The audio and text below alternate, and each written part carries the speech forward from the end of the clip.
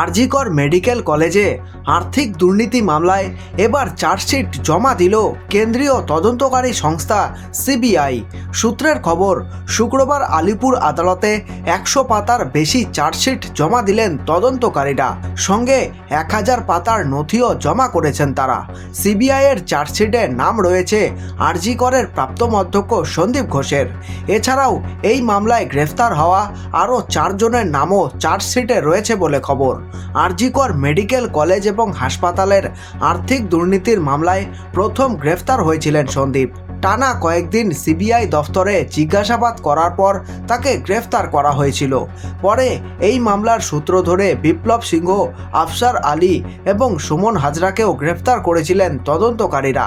এই মামলায় শেষ গ্রেফতার আশিস পাণ্ডে। তৃণমূলের এই ছাত্র নেতা সন্দীপের ঘনিষ্ঠ বলেই পরিচিত। শুধু তাই নয়, তার বিরুদ্ধে সরকারি হাসপাতালে হুমকি সংস্কৃতিতে জড়িত থাকার অভিযোগও রয়েছে। গত 9ই আগস্ট আরজিকর হাসপাতালের জরুরি বিভাগের 4 তলার সেমিনার হল থেকে এক চিকিৎসকের দেহ উদ্ধার হয়। তাকে ধর্ষণ এবং খুনের অভিযোগ উঠেছে। সেই ঘটনায় মূল অভিযুক্ত হিসেবে এক সিভিক ভলেন্টিয়ারকে গ্রেফতার করেছিল পুলিশ। পরে তাকে নিজেদের হেফাজতে নেয় সিবিআই। এছাড়াও এই মামলাতে প্রমাণ লোপাটের অভিযোগে সন্দীপ এবং টালা থানার তৎকালীন ওসি অভিজিৎ মণ্ডলকে গ্রেফতার করেছিল কেন্দ্রীয় তদন্তকারী সংস্থা। সেই আবহেই প্রকাশ্যে আসে আরজিকরের আর্থিক দুর্নীতির অভিযোগ উঠেছে 3 বছরের বেশি সময় ধরে হাসপাতালে আর্থিক দুর্নীতি চলেছে। বিভিন্ন সময়ে চিকিৎসার সরঞ্জাম কেনার নামে টেন্ডার দুর্নীতি হয়েছিল আরজিকরে। সন্দীপের বিরুদ্ধে অভিযোগ, তিনি ঘনিষ্ঠদের টেন্ডার পাইয়ে দিয়েছিলেন।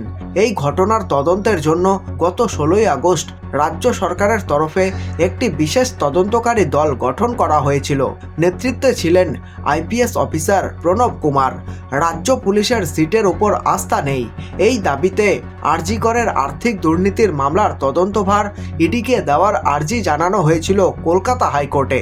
সেই মামলায় বিচারপতি রাজশ্রী ভারদ্বাজের এক বেঞ্চ জানিয়েছিলেন, একাধিক সংস্থা তদন্ত করলে বিষয়টি আরও জটিল ও সময় সাপেক্ষ হতে পারে।